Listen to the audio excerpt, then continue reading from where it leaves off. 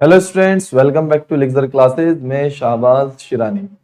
जैसा कि आप लोग साइड में लिखा हुआ देख रहे होंगे, नीट प्रीवियस ईयर क्वेश्चंस। जी हाँ, मैं नीट पीवाईक्यूज की एक सीरीज स्टार्ट करने जा रहा हूँ यूट्यूब पर, बिल्कुल फ्री ऑफ कॉस्ट। यदि आप लोग उस नीट पीवाईक्यूज सीरीज को देखना चाहते हैं तो चैनल को सब्सक्राइब कर लें। दूसरी बात मैं आप लोग को बताना चाहता हूँ, जो नीट के हम पीवाईक्यूज सॉल्व करेंगे वो पूरे 33 ईयर्स के क्वेश्चंस होंगे।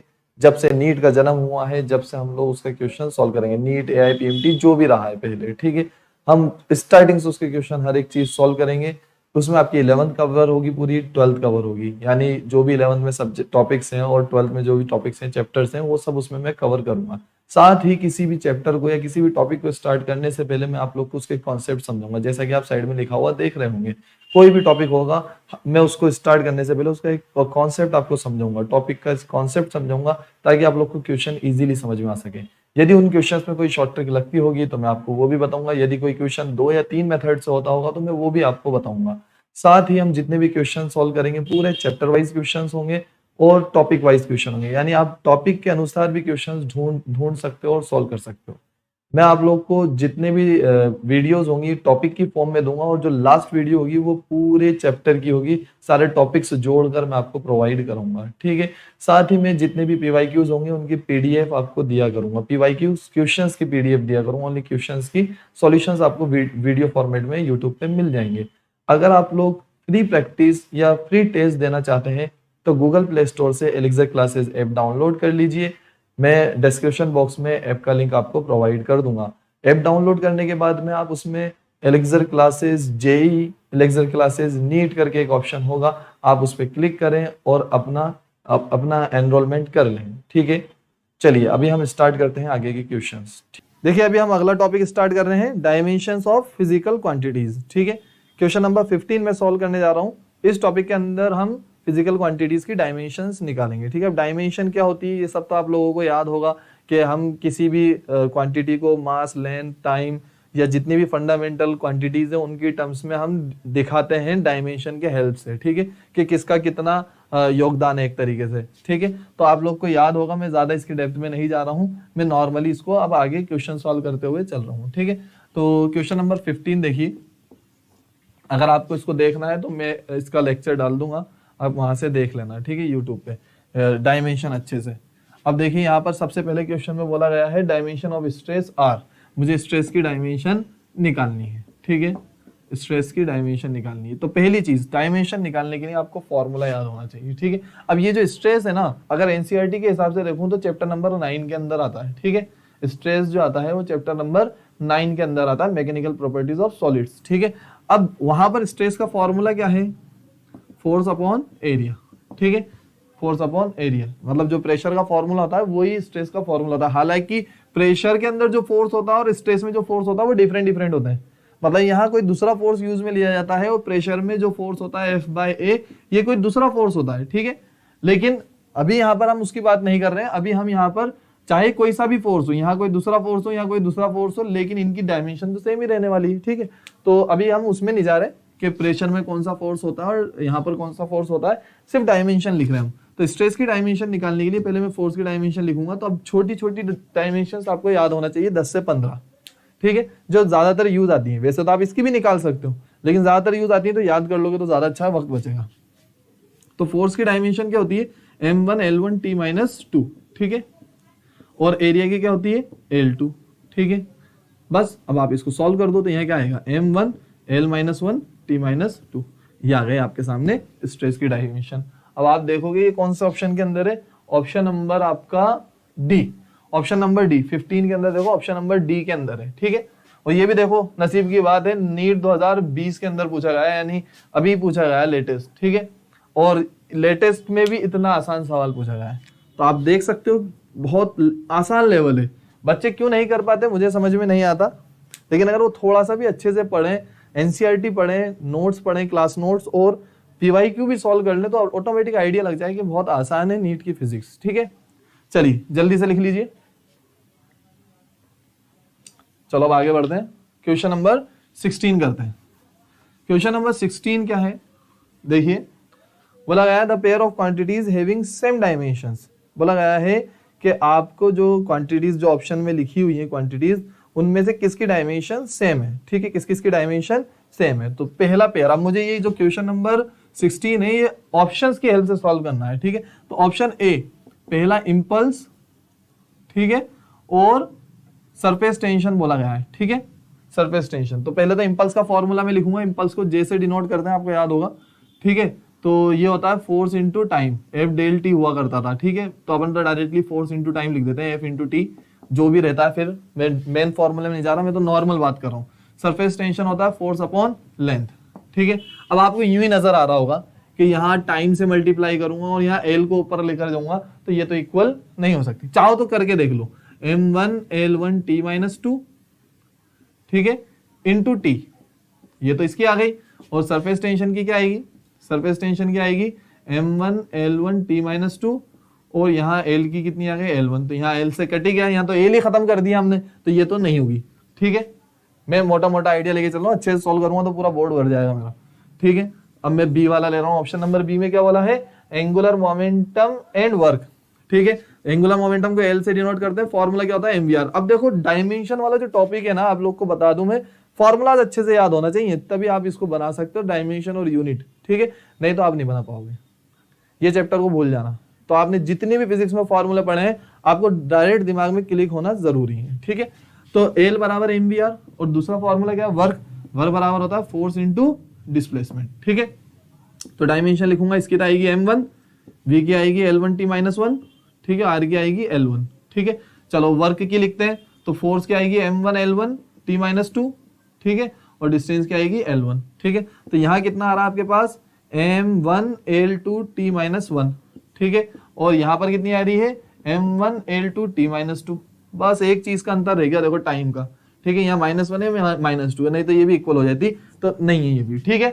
चलो अब ऑप्शन नंबर सी देखते हैं। ऑप्शन नंबर सी में लिखा हुआ है वर्क एंड टॉर्क, ठीक है। अब आप लोगों ने अगर क्लास में अच्छे से पढ़ा होगा तो वही यूं ही आ जाता है। कई टीचर्स पढ़ाते वक्त बताते हैं कि इनकी यूनिट्स भी सेम होती है, ठीक है। आप लोग को बता दो इनकी यूनिट्स तक भी सेम होती है, लेकिन जो है आप लोग को अगर ध्यान नहीं होगा क्लास के अंदर तो आप लोग भूल गए होंगे, ठीक है। ये इसकी यूनिट सेम है तो जाहिर सी बात है डायमेंशन भी सेम होगी। तो वर्क बराबर तो क्या होता है फोर्स इंटू डिस्प्लेसमेंट, और टॉर्क बराबर क्या होता है फोर्स इंटू परपेंडिकुलर डिस्टेंस, ठीक है, याद है या नहीं है, ठीक है। तो force m1 l1 t minus 2, distance कितनी आएगी l1, ठीक है, और यहाँ कितना आएगा m1 l1 t माइनस 2, ठीक है, और डिस्टेंस के लिए क्या लिखूंगा यहाँ पर l1। समझ गए बात को। तो अब देख लो आ रहा है, ये आंसर आ गया l2 t माइनस 2, और यहाँ क्या आ जाएगा m1 l2 t माइनस 2। जब पढ़ाते हैं ना डायमेंशन चैप्टर, तभी बता दिया जाता है कि इनकी डायमेंशंस भी इक्वल रहती है, कई ऐसी चीज होती है जिनकी सेम डायमेंशन आती है, ठीक है, इनकी यूनिट भी सेम होगी। इसकी यूनिट देखो क्या होगी न्यूटन मीटर, ठीक है, और इसकी भी क्या होगी न्यूटन मीटर, ठीक है, लेकिन अंतर ये है कि ये जूल में कर दिया था, इसे जूल नहीं बोल सकते हम, ठीक है। समझ गए बात को। तो ऑप्शन नंबर सी आपका करेक्ट आंसर है, ठीक है, डी पे जाने की जरूरत ही नहीं पड़ी अपन को, ठीक है। कुछ सवाल ऐसे आते हैं जिनमें ऑप्शंस को ही चेक करना पड़ता है, सवाल का कोई रोल नहीं रहता, ठीक है। चलो जल्दी से लिख लो, आगे बढ़ते हैं। चलो ठीक है, लिख लिया होगा आप लोगों ने। अब आगे देखो,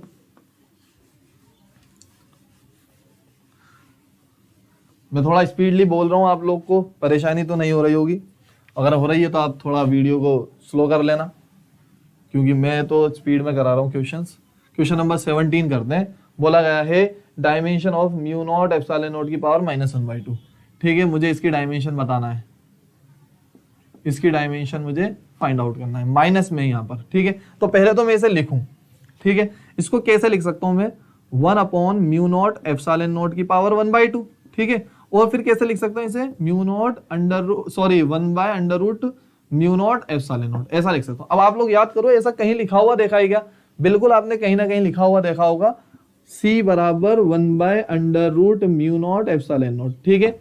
ये आपको इलेक्ट्रोमैग्नेटिक वेव्स में भी पढ़ाया जाता है, ठीक है, और ये मैग्नेटिक इफेक्ट ऑफ करंट में भी बता दी जाती है चीजें, लगभग चीजों में इसका इस्तेमाल होता है। कुछ टीचर वेव ऑप्टिक्स में, रे ऑप्टिक्स में भी इसका इस्तेमाल करते हैं पढ़ाने के अंदर, ठीक है। तो ये फॉर्मूला आपने देख रखा होगा। तो कुल मिलाकर ये चीज किसके बराबर है, ये क्या होती है स्पीड ऑफ लाइट, ठीक है। तो बस सिंपल है, जो स्पीड ऑफ लाइट की डायमेंशन वो इनकी डायमेंशन, तो स्पीड ऑफ लाइट की डायमेंशन क्या होगी। अब देखो उन्होंने कितना घुमा फिरा के बना दिया कि एकदम तो क्लिक ही नहीं करे, ऐसा लिख देते तो क्या चल जाता उनका, ठीक है, लेकिन ऐसा उन्होंने नहीं लिखा ताकि आप लोग जल्दी से कर पाओ, थोड़ा सा दिमाग लगाओ, उन्होंने ऐसा करा। ठीक है, तो स्पीड ऑफ लाइट की डायमेंशन क्या होगी, L1 t-1। कौन सा ऑप्शन है, आप देख सकते हो क्वेश्चन नंबर 17 में ऑप्शन नंबर सी। ठीक है, ये 2012 और 11 दोनों में पूछा गया है। देखो आप, हैरानी करने वाली बात है। ठीक है, 12 और 11 में दोनों में पूछा गया है, कितना आसान सा सवाल है। ठीक है, चलो लिख लो जल्दी से, हो गया। अब जिस अंदाज में मैं करा रहा हूं ना, आप लोग को ये सब देखकर लग रहा होगा अरे इतने आसान आसान सवाल है, हम लोग से तो होते ही नहीं। ठीक है, इसकी वजह सिर्फ इतनी है कि मुझे फॉर्मूलाज अच्छे से याद है। ठीक है, और कुछ भी नहीं है। तो आप लोग भी फॉर्मूला अच्छे से याद कर लो, आपके लिए भी आसान हो जाएंगे। चलो अगला क्वेश्चन देखते हैं। आगे बोला है 18, क्वेश्चन नंबर 18 में क्या है, the dimensions of 1/2 epsilon naught e square where epsilon is permittivity of free space and e is electric field। ठीक है, तो मुझे जो है यहाँ पर यूनिट बतानी है, डायमेंशन बतानी है 1/2 epsilon naught e स्क्वायर की। ठीक है, तो देखिए डायमेंशन क्या होगी यहाँ पर, मतलब मुझे इसकी डायमेंशन बतानी है। ठीक है, तो मुझे पहले तो एप्सिलॉन नॉट की डायमेंशन पता हो और ई की डायमेंशन पता हो। ठीक है, तो अब मेरे पास देखो दो इलाज हैं इसको सॉल्व करने के। ठीक है, या तो मैं यहाँ पर ई की वैल्यू पुट कर दूं, ठीक है, या तो मैं ऐसा कर दूं कि यहाँ पर ई की वैल्यू, ई का फॉर्मूला पुट कर दूं। ठीक है, ये है एक इलाज। तो और दूसरा इलाज है, और एप्सिलॉन नॉट की डायमेंशन लिखूं, और इसके लिए मुझे एप्सिलॉन नॉट की डायमेंशन याद होना चाहिए। ठीक है, और याद नहीं है तो फिर मुझे निकालना पड़ेगी। ठीक है, तो मैं इसे एक काम करता हूँ, मैं इसकी फॉर्म ऐसा कर लेता हूँ, देखो 1/2 एप्सिलॉन नॉट, और यहाँ पर लिख दूंगा मैं ई की जगह क्यू एफ। ठीक है, सॉरी एफ बाय क्यू का स्क्वायर। ठीक है, तो एफ की डायमेंशन में इजीली जानता हूं, क्यू की डायमेंशन में इजीली जानता हूं, और एप्सिलॉन नॉट की डायमेंशन मुझे फाइंड आउट करना पड़ेगी क्योंकि मुझे याद नहीं है। ठीक है, तो ये चीजें टाइम खाती हैं थोड़ा सा। ठीक है, तो मैं एप्सिलॉन नॉट की डायमेंशन कैसे निकालूंगा, F equals to 1/4 pi epsilon naught Q1 Q2 upon R square. ठीक है, इस तरीके से मैं डायमेंशन लिखूंगा। अब मेरे पास देखो एक और इलाज है, मैं डायमेंशन निकालने में टाइम खर्च करने के बजाय मैं एक काम ये कर सकता हूं कि मैं एप्सिलॉन नॉट बराबर ऐसा लिख सकता हूं 1/4 pi F Q1 Q2 upon R square. इस फॉर्मूले को यहां पटक देता हूं डायरेक्टली। ठीक है, तो क्या होगा देखो, यहाँ 1/2 एप्सिलॉन नॉट की जगह में क्या लिख दूंगा 1/4 पाई एफ, ठीक है, Q1 Q2 upon R square, और यहाँ क्या आएगा F square upon Q square. ठीक है, समझ गए बात को। तो आप देख सकते हो एक एफ से तो एक एफ चला जाएगा। ठीक है, और यहाँ क्यू स्क्वायर है, तो यहाँ क्यू की 2 डायमेंशन आती है और यहाँ पर भी 2 डायमेंशन आएगी। ये तो ये खत्म हो गई। तो अब मेरे पास बचा ही क्या, अब मेरे पास जो बच रहा है डायमेंशन वो कितनी बच रही है 1/8 पाई। ठीक है, फॉर्मूला जो बच रहा है वो क्या बच रहा है आर स्क्वायर, और यहाँ बच रहा है एफ। ठीक है, बस अब आप इसकी डायमेंशन लिख दो। अब ये सब प्रैक्टिस से आती है। ठीक है, मैंने ये डायमेंशन नहीं निकाल के उसमें टाइम खर्च करने बजाय मैंने ऐसा कर दिया। ठीक है, तो m1 L1 t-2, और यहां लिखूंगा मैं L2। ठीक है, तो अब आप इसको ऊपर लेकर जाओगे तो कितना आ जाएगा m1 L-1 t-2। ठीक है, और इसकी तो कोई वैल्यू नहीं है बेचारे की। ठीक है, 1/8 पाई का तो कोई डायमेंशन ही नहीं होगा। तो आप देख सकते हो क्वेश्चन नंबर 18 में ऑप्शन नंबर बी के अंदर ये गिवन है। ये 2010 में पूछा गया है। ठीक है, ऑप्शन नंबर बी इसका सही है। ठीक है, तो जल्दी से लिख लो आप लोग। ठीक है, ऐसा भी कर सकते हैं अपन, वैल्यू रख के पहले इसे सिंप्लीफाई करके और बिल्कुल आसान करके डायमेंशन निकालो। नहीं तो आप यहां डायमेंशन रखोगे, इससे तो लंबा होगा तय और टाइम भी ज्यादा जाएगा। ठीक है, चलो क्वेश्चन नंबर 19 करते हैं अभी। क्वेश्चन नंबर 19 बोला गया है, if the dimensions of a physical quantity are given by m a l b t c then the physical quantity will be। Question number 19 में बोला गया है कि एक फिजिकल क्वांटिटी है एल ए एल बी और टी सी से इसकी डायमेंशन को डिनोट करा जा रहा है। ठीक है, तो वो डायमेंशन कौन सी होगी, ऑप्शन में बोला गया है कि वो डायमेंशन कौन सी होगी और ए और बी और सी की वैल्यू क्या होगी। तो पहले, अब ये भी ऑप्शन से होगा सवाल। वेलोसिटी के अंदर दे रखा है, वेलोसिटी बोल रहा है पहले तो। ठीक है, फर्स्ट वाले में बोला वेलोसिटी। ठीक है, और ए को कितना बता रहा है इसके अंदर, ए को बता रहा है 1, बी को बता रहा है 0 और सी को बता रहा है -1। ठीक है, अब देखो ये सवाल करने के लिए कुछ डायमेंशंस अगर आपको याद है तो अच्छी बात है, और याद नहीं है तो निकालना पड़ेंगे यहाँ पर भी। ठीक है, कैसे होंगे देखो। अब वेलोसिटी की डायमेंशन अगर मैं ए की जगह क्या रखता हूं 1, बी की जगह क्या रखूंगा 0, सी की जगह क्या रखूंगा -1। ठीक है, तो क्या वेलोसिटी की डायमेंशन होती है, तो ये तो आपको याद होगी यूं ही कि वेलोसिटी की L1 t-2 होती है। ठीक है, वेलोसिटी की क्या होती है, L1 t-1, ठीक है, ये इसकी डायमेंशन होती है और ये तो कहीं से कहीं तक नहीं होगी, ठीक है। चलो ऑप्शन नंबर बी देखते हैं। ऑप्शन नंबर बी में बोल रहा है एक्सेलरेशन, ठीक है। तो एक्सेलरेशन की कौन सी होगी, एक्सेलरेशन में बोल रहा है ए बराबर कितना है 1, बी बराबर 1 और सी बराबर -2, ठीक है। तो यहां क्या आएगी इसके अकॉर्डिंग m1 l1 t-2, ठीक है। तो आपको ये भी याद होना चाहिए, इसकी होती है l1 t-2। अब ये तो छोटी छोटी डायमेंशन है, याद होगी आप लोग को, नहीं है तो निकालो भाई, नहीं है तो निकालना पड़ेगा, सीधी सी बात है, ठीक है। तो अब यहां पर एक्सेलरेशन में तो मास का कुछ काम ही नहीं है दूर दूर तक, ठीक है, तो ये भी नहीं होगा, ठीक है। अब ऑप्शन नंबर सी पे बढ़ते हैं। सी में बोला गया है फोर्स, ठीक है। तो फोर्स में बोला गया है कि ए बराबर कितना होगा 0, बी बराबर -1 और सी बराबर -2, ठीक है।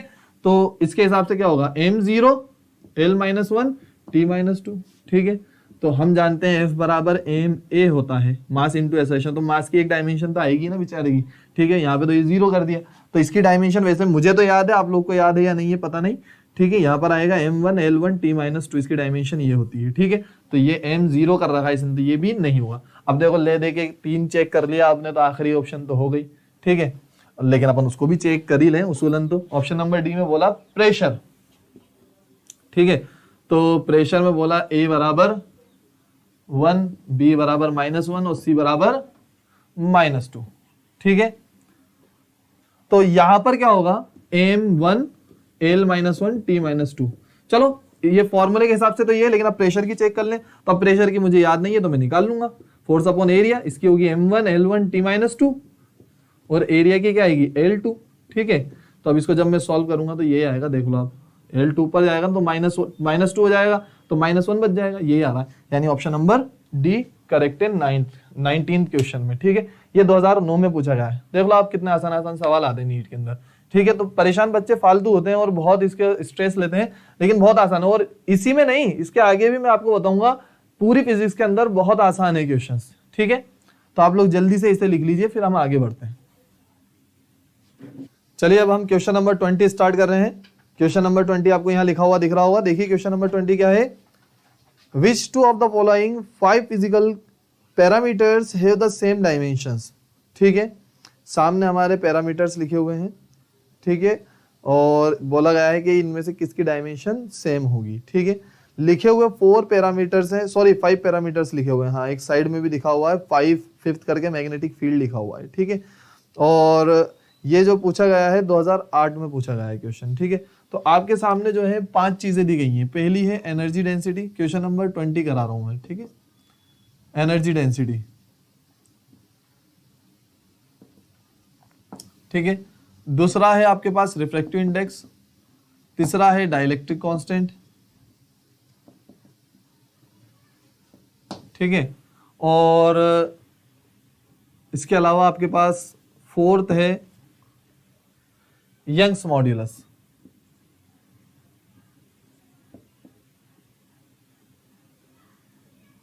और 5th है आपका मैग्नेटिक फील्ड। तो देखिए अब आपसे बोला गया है किसकी सेम रहेगी, किसकी डायमेंशन सेम रहेगी। तो बस ले दे के कुछ भी नहीं, आपको डायमेंशन निकालना आना चाहिए, ठीक है। अब एनर्जी डेंसिटी की अगर मैं बात करूं तो एनर्जी डेंसिटी जिसके नीचे लग जाए आप समझ जाओ वॉल्यूम से डिवाइड करना है हमें, ठीक है। तो यहां पर मैं एनर्जी डेंसिटी की बात चल रही है तो एनर्जी अपॉन वॉल्यूम ही होगा, ठीक है। अब मैं इसकी डायमेंशन अगर सॉल्व करता हूं तो एनर्जी की क्या होती है m1 l1 t-2, ठीक है, सॉरी m1 l2, जो वर्क की डायमेंशन होगी वो एनर्जी की डायमेंशन होगी, ठीक है। और वॉल्यूम की डायमेंशन क्या होगी यहाँ L3, ठीक है। तो कितना आएगा यहाँ पर अपने पास m1 l-1 t-2, ठीक है। समझ गए बात को, कोई दिक्कत नहीं है यहाँ तक। ये पहली डायमेंशन मेरे पास आ गई है, ये किसकी है एनर्जी डेंसिटी की है, ठीक है, मैंने नीचे लिख दी। रिफ्रैक्टिव इंडेक्स क्या होगा डायमेंशन लेस। फिर रिफ्रैक्टिव इंडेक्स का फॉर्मूला क्या होता है, रिफ्रैक्टिव इंडेक्स को आप लोग n से डिनोट करते हो, n बराबर होता है c/v, n या म्यू से, कई बच्चे म्यू से डिनोट करते हैं, ठीक है। तो n बराबर क्या होता है c/v, c क्या है स्पीड ऑफ लाइट और ये क्या है ये भी स्पीड ऑफ लाइट है। तो speed of light upon speed of light cancel हो जाएगा, तो इसकी तो कोई कुछ है नहीं, तो ये तो क्या है डायमेंशन लेस है। ये क्या है डायमेंशन लेस, इधर लिख देता हूं डायमेंशन लेस, ठीक है। तो पहली डायमेंशन तो अभी एनर्जी की निकली। अच्छा डाइलेक्ट्रिक कांस्टेंट की डायमेंशन निकाल लो आप, ठीक है।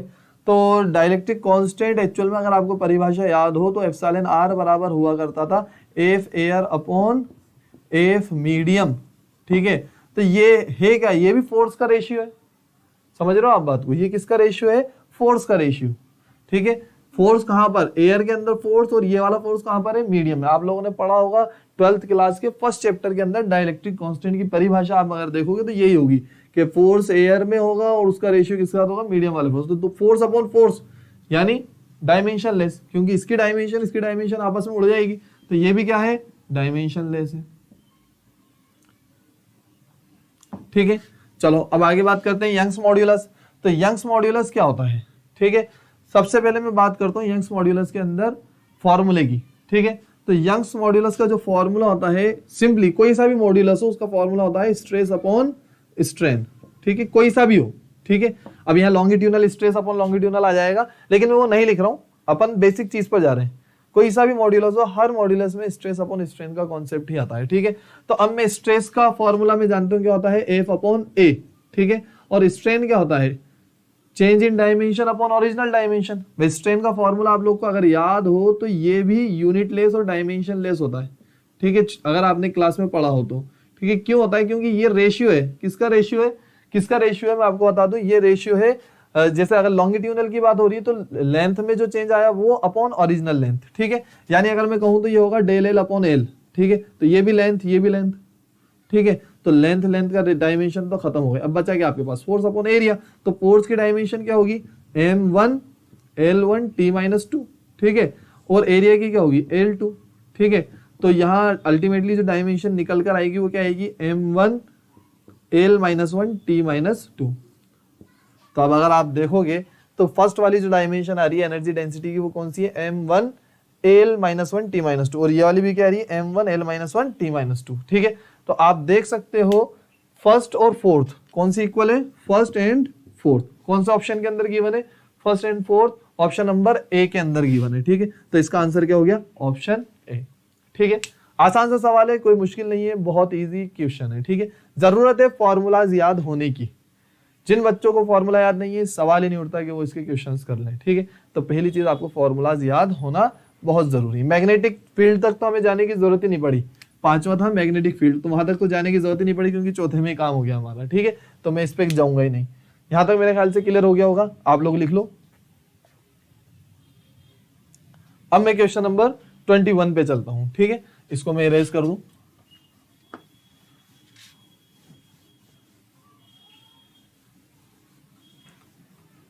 देखिए क्वेश्चन नंबर 21 क्या है, क्वेश्चन नंबर 21 है dimensions of resistance in electric circuit in terms of dimension of mass of comma of length L, mass capital M, comma of length capital N, of time capital T and of current capital I would be, ठीक है।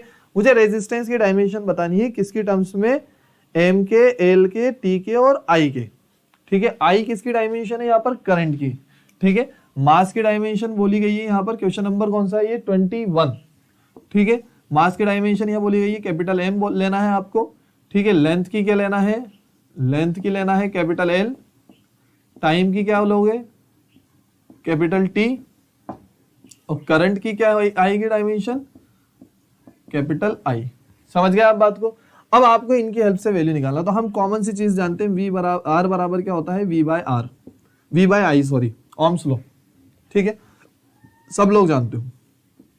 आप are का वो वाला formula भी इस्तेमाल कर सकते हो, आर बराबर रो एल बाय कर लो, उससे भी हो जाएगा, लेकिन फिर रो की डायमेंशन निकालना भारी पड़ जाएगा आपके लिए, ठीक है। तो अपन उस चीज के ऊपर चलें जिसकी डायमेंशन हम जानते हैं। तो भाई बड़ा सिंपल है, v को मैं क्या लिख दूंगा, w अपॉन क्यू, ठीक है। और यहां पर आ जाएगा आपके पास i, v को क्या लिख दूंगा मैं, w अपॉन क्यू। अब w की डायमेंशन मुझे याद है, ठीक है। w की डायमेंशन क्या होती है, अब मैंने w अपॉन क्यू क्यों लिखा, मैं कुछ और भी लिख सकता था, इसे मैं कुछ और भी लिख सकता था। v का फॉर्मूला आप और जानते हो, के क्यू बाय आर, ठीक है, ये भी लिख सकता हूं मैं।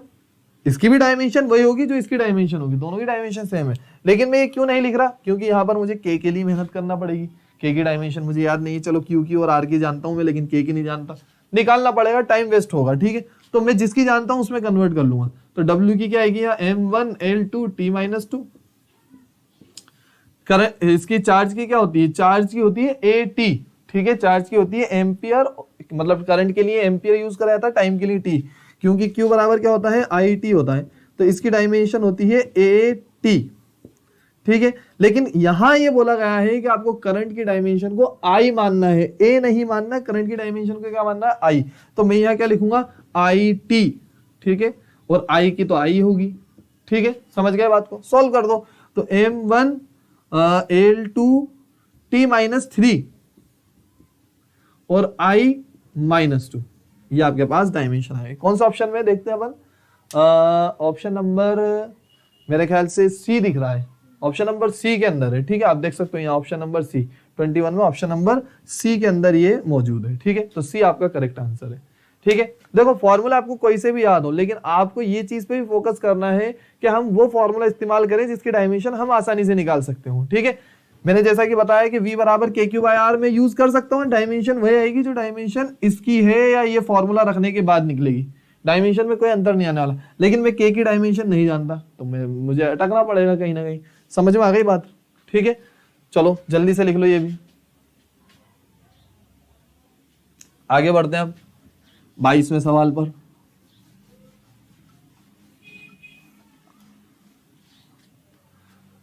बाईसवां सवाल क्या है, देखिए, the ratio of the dimension of Planck constant and that of moment of inertia is the dimension of, बोला गया है प्लांक कांस्टेंट की डायमेंशन और मोमेंट ऑफ इनर्शिया की डायमेंशन किसकी डायमेंशन के बराबर होगा, ठीक है। तो देखो क्वेश्चन नंबर 22, प्लांक कांस्टेंट हम जानते हैं h होता है, ठीक है, प्लांक कांस्टेंट को h से डिनोट करते हैं, ठीक है, और बोला है moment of inertia I equals to होता है mr स्क्वायर, ठीक है। अच्छा प्लांक कांस्टेंट का, चलो ये h बराबर प्लांक कांस्टेंट तो लिख ही लो, फिर मैं इसका फॉर्मूला भी बताऊंगा। तो I क्या बोला गया है यहाँ पर, moment of inertia, moment of inertia, ठीक है, और बोला गया है कि इन दोनों का रेशियो किस डायमेंशन के बराबर होगा। चार ऑप्शन सामने लिखे हुए, इन चार ऑप्शन में मैच करना है। चलो तो देखते हैं। अब आपको पहले तो इनकी डायमेंशन याद होना चाहिए, ठीक है, फिर इनको डिवाइड करके जो आएगा उसको कंपेयर करने के लिए जो आपके ऑप्शंस लिखे हुए ना, ऑप्शंस की डायमेंशन याद होना चाहिए, मतलब डायमेंशन याद होना चाहिए, निकालना चाहिए, तभी काम होगा। तो देखो मैं h बाय आई निकालता हूं, पहले तो h देखते हैं। तो h का E बराबर हम जानते हैं एच बाय लैम्डा हुआ करता था, ठीक है। अब h बराबर क्या होगा, E लैम्डा बाय सी, ठीक है। एनर्जी की डायमेंशन में जानता हूं, डायमेंशन ऑफ h निकालने के लिए एनर्जी की जानता हूं, लैम्डा की जानता हूं, सी की जानता हूं।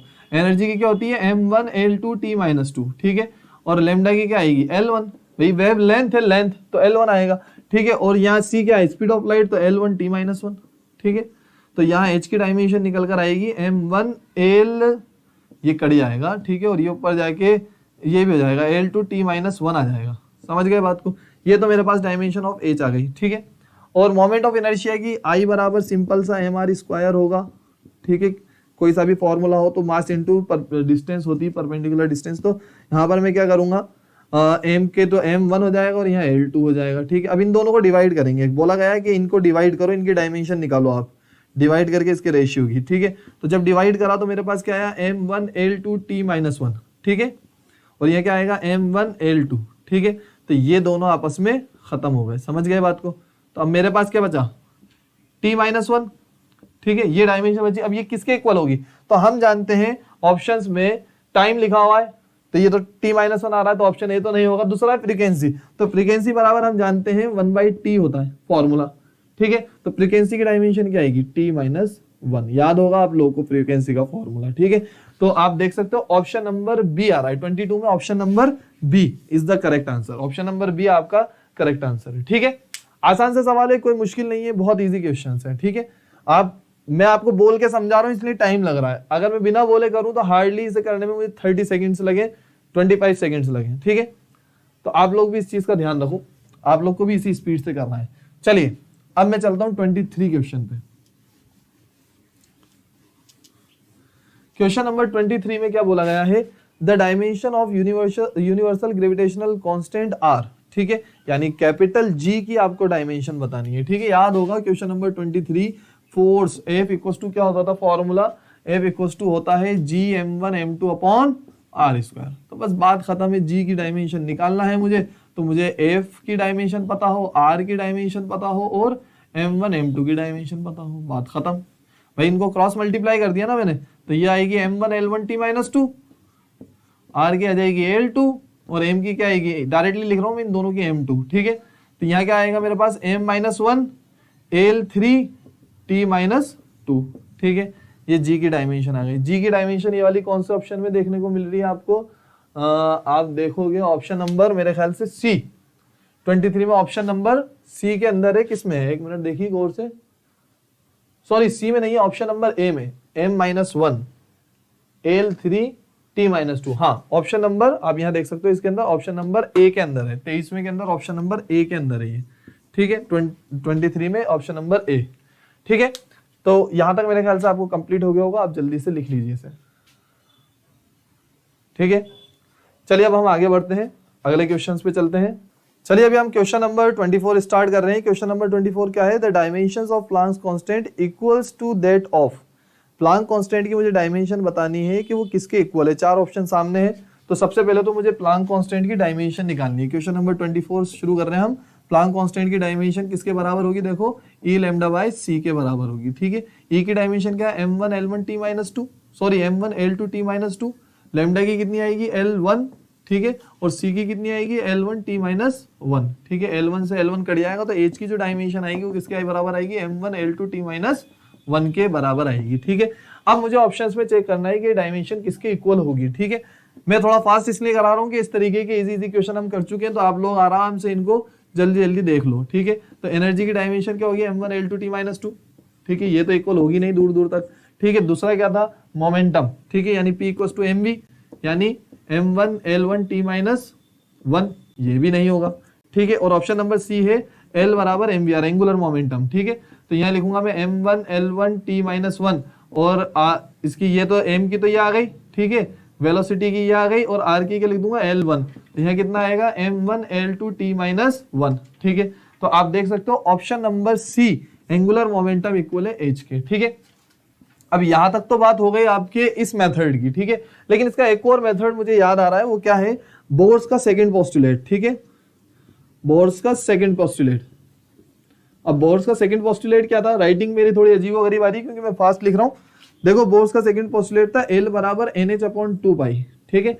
अब ये तरीका भी है, आप ये तरीका लगाओ और आराम से इसके अंदर 45 से 50 सेकंड खर्च करो। उसके बजाय अगर आपको फॉर्मूला याद है तो L इक्वल्स टू H के बराबर होगा। N तो कांस्टेंट हुआ करता था, ये दोनों कांस्टेंट है, तो L की जो डायमेंशन होगी वो H की डायमेंशन के इक्वल होगी, ठीक है।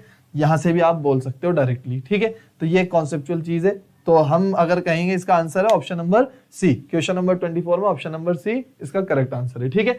चलिए अब चलते हैं हम नेक्स्ट क्वेश्चन पर। आप लिख लीजिए जल्दी से, दोनों मेथड लिख लेना, ठीक है। मेथड तो क्या, ये कुछ भी नहीं है, मेथड तो क्या कहूं इसे मैं, बस आपको जो क्लिक कर जाए वो वही है, आपको टाइम पे जो क्लिक कर जाए वो चीज है, ठीक है। और अब देखते हैं हम क्वेश्चन नंबर 25। बोला गया which pair do not have equal dimension, कौन सा पेयर है जिसकी डायमेंशंस इक्वल नहीं होंगी। क्वेश्चन नंबर 25, तो ऑप्शंस के द्वारा चेक कराएगा। पहला ऑप्शन इसके अंदर दे रखा है एनर्जी और टॉर्क, ठीक है। तो हम यूनिट से भी आइडिया लगा सकते हैं। एनर्जी की जो यूनिट है वो वर्क के बराबर होगी, ठीक है, और वर्क की जो यूनिट होती है वो जूल होती है, और जूल बराबर होता है न्यूटन मीटर के, ठीक है। और टॉर्क की यूनिट भी क्या होती है, न्यूटन मीटर। फॉर्मूला याद दिलाऊं आप लोग को, अगर आप कहोगे तो मैं फॉर्मूला भी याद दिला दूंगा, काम हो जाएगा फॉर्मूले से भी, ठीक है। और बिना फॉर्मूले के भी आप कर सकते हो, आप लोग देखना खुद, ठीक है। यूनिट्स देख लेना। टॉर्क जो आपने पढ़ा होगा फॉर्मूला क्या होता है, फोर्स इंटू परपेंडिकुलर डिस्टेंस, ठीक है। और एनर्जी मैंने वर्क के इक्वल कहा, वर्क होता है फोर्स इंटू डिस्प्लेसमेंट, तो न्यूटन मीटर आ गई इसकी भी, ठीक है। तो ये दोनों यूनिट सेम है, इसलिए ये सेम है इसलिए नहीं होगी, क्योंकि ऑप्शन में तो पूछा है कौन सी सेम नहीं है, ठीक है। तो ये नहीं है। ऑप्शन नंबर बी, मतलब ये सेम है तो ये आंसर नहीं है। ऑप्शन नंबर बी के अंदर बोला फोर्स और इंपल्स। अब ये होगा, देखो यूं ही होगा। आप लोग को अगर फॉर्मूला याद है तो आप 2 मिनट में टिक कर सकते हो इसे। कौन से सन में पूछा गया था, 2000 में पूछा गया था ये, ठीक है। अब फोर्स के लिए अगर बात करें हम, तो फोर्स का क्या होगा, फोर्स की तो आप जानते ही हो m1 l1 t माइनस 2 होगा, ठीक है। और इंपल्स का जो फॉर्मूला होता है वो क्या था, फोर्स इंटू टाइम, इंपल्स का फॉर्मूला, ठीक है। तो इसकी डायमेंशन क्या होगी, m1 l1 t माइनस 2, ठीक है। और यहाँ क्या लिख दूंगा टाइम की t1, कितना आएगा m1 l1 t माइनस 1, ठीक है। तो ये इक्वल नहीं है, तो ये आंसर है। ये तो पूछा कौन सी इक्वल नहीं है, वो आंसर है। तो 25 क्वेश्चन में बी ऑप्शन आपका करेक्ट आंसर है। ठीक है, अभी चलते हैं हम क्वेश्चन नंबर 26 पर।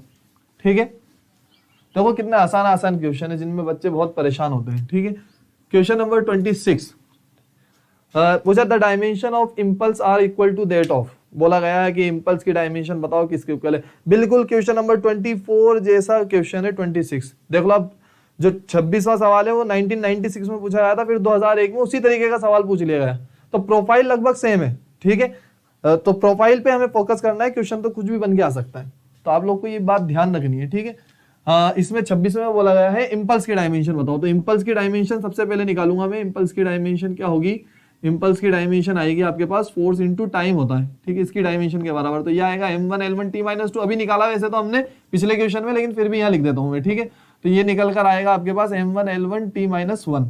ठीक है, ये आ गई इम्पल्स की डायमेंशन। अब पहला ऑप्शन बोला गया आपसे प्रेशर, प्रेशर की डायमेंशन के बराबर होगा, तो प्रेशर आता है फोर्स अपॉन एरिया। तो फॉर्मूले के लिहाज से मुझे समझ में आ रहा है कि इक्वल नहीं होगा। ठीक है, क्योंकि यहाँ पर जो इम्पल्स की डायमेंशन है वो तो टाइम के बराबर होनी चाहिए। करके भी देख लो, यहाँ तो लेंथ में चेंज आएगा, m1 l1 t-2 और यहाँ आएगा l2, तो निकल के क्या आ रहा है आपके पास m1 l-1 t-2। ठीक है, तो नहीं है। ऑप्शन नंबर बी बोला गया लीनियर मोमेंटम, तो p इक्वल्स टू क्या होगा mv। ठीक है, तो m की कितनी आएगी m1 और इसकी वेलोसिटी कितनी आएगी l1 t-1। आप देख सकते हो ये इसके इक्वल है m1 l1 t-1। ठीक है, तो ये करेक्ट आंसर है। ठीक है, अब इसी का ये एक तो सीधा तरीका हो गया। ठीक है, टाइम खाता है ये, लेकिन अगर आप लोग को इम्पल्स आपने अच्छे से पढ़ रखा होगा तो इम्पल्स का जो फॉर्मूला होता है वो होता है चेंज इन मोमेंटम। इम्पल्स का फॉर्मूला क्या होता है, चेंज इन मोमेंटम। अरे डेल पी हुआ करता था p2 माइनस p1। ठीक है, तो आपको यूं ही कंप्लीट हो गया। ठीक है, उलझने की जरूरत ही नहीं है ज्यादा।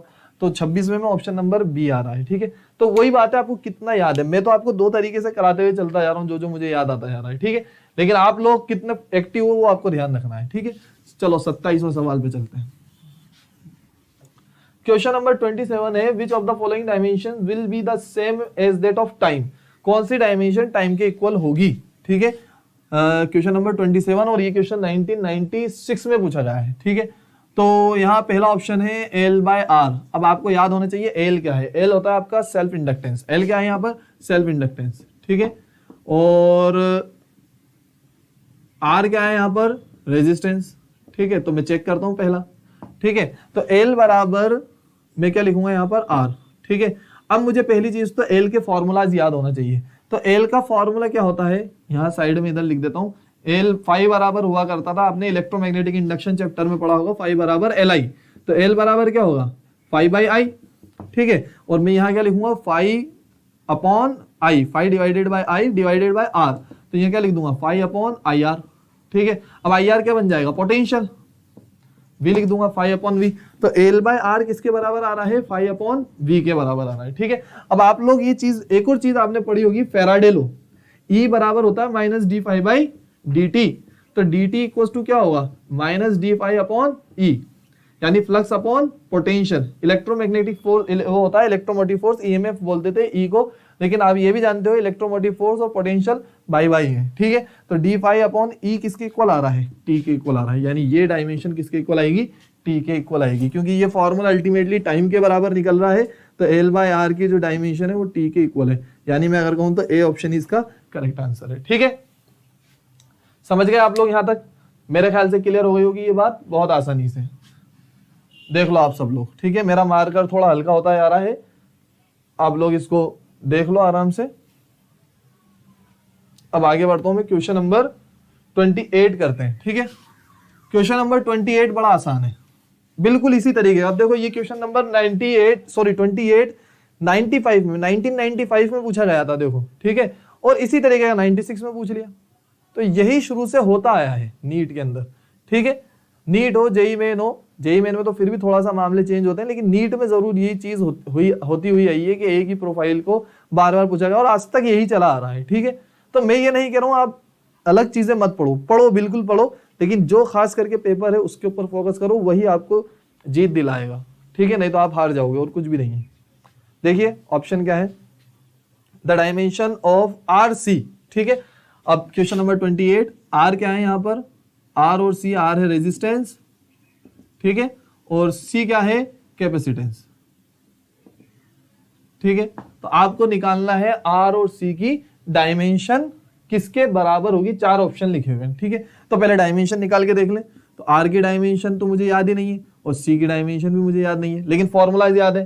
तो मैं क्या करूंगा, यहाँ पर फॉर्मूला क्या होता था, V अपॉन आई, ठीक है, V अपॉन आई यहाँ लिखूंगा, ठीक है। और इसकी क्या होगी, कैपेसिटेंस की क्या होगी, तो हम जानते थे Q बराबर क्या होता था, CV होता था। तो C बराबर क्या होगा, Q बाय V, C बराबर क्या होगा, Q बाय V। तो अब आप देखो यहाँ पर कितना आएगा, C की जगह क्या लिख दूंगा मैं, Q अपॉन V, V से V कट गया तो ये किसके बराबर आ गया, Q बाय I के बराबर आ गया। अब Q किसके बराबर होता है, I T के बराबर होता है, ठीक है। तो I से I कट गया तो ये किसके बराबर आ गया, T। तो RC अल्टीमेटली किसके बराबर आ रहा है, टाइम के, यानी RC की जो डायमेंशन है वो किसके इक्वल होगी, टाइम के इक्वल होगी, ठीक है। समझ गए बात को। अब ये जो है क्वेश्चन नंबर 28 के अंदर ऑप्शन नंबर सी में दे रखा है टाइम, ठीक है, यानी option number C is the correct answer 28 के अंदर, ठीक है। अब ये जो मैंने तरीका करा है जरूरी नहीं है ऐसे ही करो, आप कुछ और भी तरीका लगा सकते हो यहाँ पर, ठीक है। बताऊं क्या एक और तरीका, इसका एक और तरीका बता देते हैं, ठीक है। ये फर्स्ट मेथड हो गया, इसका सेकंड मेथड भी बता देता हूँ। फर्स्ट मेथड में ना आर का फॉर्मूला रख दिया, क्यू का फॉर्मूला रख दिया, सिंपल कर दिया, ठीक है। अब आप लोग ने अगर बहुत अच्छे से पढ़ रखा हो तो इसका सेकंड मेथड देख लो।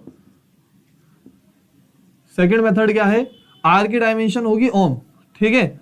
अच्छा आर की जगह तो अभी आर ही रहने देता हूं। सी का फॉर्मूला आप लोगों ने पढ़ा होगा, एक फॉर्मूला अल्टरनेटिंग करंट चैप्टर में, ठीक है, एसी चैप्टर के अंदर पढ़ा होगा आपने, एक्स सी बराबर 1/ω/c, ठीक है, याद है या नहीं है। तो एक्स सी की डायमेंशन ये यूनिट हुआ करती थी ओम, ठीक है, और यहां पर आएगा आपके पास 1/ω किसके बराबर होता है, 2πf, ठीक है, और f की जो डायमेंशन होती है वो क्या होती है, 1/t, ठीक है। मैं ये 2π/t लिख देता हूं इसे, ये लो, ठीक है, ओमेगा को, और यहाँ c लिख देता हूं, और यहाँ xc चलने देता हूं अभी, छोड़ो, ठीक है। तो t ऊपर चल जाएगा, यहाँ आएगा 2πc, और ये रहा xc, ठीक है। कोई दिक्कत है यहां तक। तो c की जगह में क्या लिख सकता हूं, c की जगह लिख सकता हूं 2/2πxc। तो टाइम की डायमेंशन तो t रहेगी, ठीक है, सॉरी यूनिट, टाइम की यूनिट सेकंड रहेगी, यूनिट की कॉन्सेप्ट से कर रहा हूं मैं यहाँ पर, ये 2π, और कैपेसिटेंस की यहाँ आ जाएगी आपके पास, सॉरी xc की कितनी आएगी, xc है, xc की यूनिट होती है ओम, ठीक है। तो अब r की जगह, r की डायमेंशन क्या है, ओम, सॉरी यूनिट, थोड़ा सा कंफ्यूजन हो गया, मैं यहाँ पर यूनिट का कॉन्सेप्ट कर रहा हूँ, आप ध्यान दो। मैंने यहाँ पर एक ये वाला फॉर्मूला लगाया है, सिंप्लीफाई करके सी की वैल्यू निकाली बस, और फिर इसकी यूनिट्स लिखी है मैंने यहाँ पर। तो टी की जगह तो मैंने लिख दिया सेकंड, 2π अपनी जगह है, या छोड़ो 2π की तो कोई यूनिट भी नहीं होती, और xc की यूनिट मैंने लिख दी ओम, ठीक है। तो यहाँ पर क्या लिख दूंगा मैं, सेकंड अपॉन ओम, तो ओम से ओम कट गया तो बचा क्या, कौन सी यूनिट बची, सेकंड। तो जब इसकी यूनिट सेकंड के बराबर है तो इसका जो डायमेंशन है वो भी टाइम के इक्वल होगी। ये सेकंड मेथड है। अगर आपको समझ में आ गया तो बहुत अच्छी बात, नहीं आया तो पिछला मेथड फॉलो कर लो, कुछ भी हो सकता है, कुछ भी दिमाग लगा सकते हो, कहीं से भी कुछ भी याद आ जाए आप कर लो, ठीक है। चलो क्वेश्चन नंबर 28 तक हम लोग कर चुके हैं, अब क्वेश्चन नंबर 29 पे चलते हैं, ठीक है। देखिए क्वेश्चन नंबर 29 आपके सामने है, बहुत ही आसान सा क्वेश्चन है। Which of the following has dimension of pressure.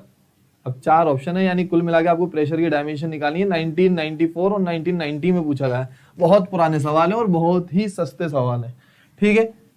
29 pressure की dimension, force upon area, m1 l1 t-2, और यहाँ कितना लिखूंगा l2, सॉल्व करेंगे कितना आएगा m1 l-1 t-2। देख लो कौन सा ऑप्शन के अंदर है, ऑप्शन नंबर बी के अंदर है, ठीक है। तो ऑप्शन नंबर बी आपका करेक्ट है, ठीक है। अभी ऐसे सवाल कराने में तो मुझे शर्म आ रही है, ठीक है, लेकिन है नीट के अंदर तो मैं करा दूं, क्या करूं, ठीक है। जब मैं आपसे कह रहा हूं पूरे क्वेश्चंस करेंगे PYQ तो मैं करा ही रहा हूं आपसे, ठीक है।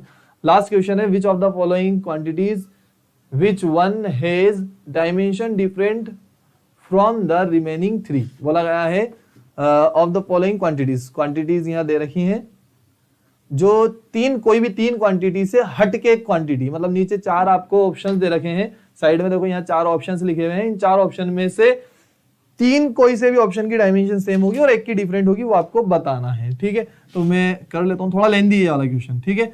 एनर्जी पर यूनिट वॉल्यूम, ठीक है, एनर्जी पर यूनिट वॉल्यूम क्या डायमेंशन होगी, m1L2T-2, ठीक है, और वॉल्यूम की क्या आएगी L3, तो यहाँ क्या आएगा m1L-1T-2, ठीक है, ये आ गया पहले ऑप्शन की। दूसरे ऑप्शन में बोला गया है आपसे फोर्स पर यूनिट एरिया, यानी F/A, यानी एक तरीके से प्रेशर है m1L2T-2, और यहाँ पर कितनी आएगी L2, सॉरी यहाँ L1 आएगा, ठीक है, तो ये ऊपर जाएगा तो कितना आएगा m1L-1T-2। लो भाई ये भी सेम सेम है, तो ये भी नहीं होगी, ठीक है। ऑप्शन नंबर सी देख लेते हैं। ऑप्शन नंबर सी में product of voltage and charge per unit volume, ठीक है, यानी V इंटू Q/V ये लिखा हुआ है, ठीक है, ध्यान रखना ये वोल्टेज है, ठीक है, और ये है वॉल्यूम। तो वोल्टेज को मैं एक काम करता हूं W/Q लिख देता हूं, W/Q, और यहाँ Q/V वॉल्यूम, ठीक है, तो यहां पर आ गया वर्क अपॉन वॉल्यूम, बिल्कुल उसी के बराबर आ गया, क्योंकि एनर्जी वर्क की जगह में एनर्जी लिख सकता हूं, एनर्जी अपॉन वॉल्यूम, यानी ऑप्शन नंबर ए के बराबर ही ये भी सेम, ठीक है। अब last option number D, option number D बोला एंगुलर मोमेंटम, तो एल बराबर क्या होता है mvr, ठीक है, तो m की जगह m1L1T-1, v की आ गई, m की आ गई, और इसकी जगह आ जाएगा L1, तो क्या आ रही है m1L2T-1, ठीक है। इसकी डिफरेंट है, बाकी तीनों की सेम आएगी। Option number D is the correct option, ठीक है। तो यहां तक हमारे कंप्लीट हो चुके हैं क्वेश्चंस इस प्रोफाइल के। अब नेक्स्ट प्रोफाइल हम स्टार्ट करेंगे, नेक्स्ट टॉपिक हम स्टार्ट करेंगे, ठीक है, आप लोग इसे लिख लीजिए।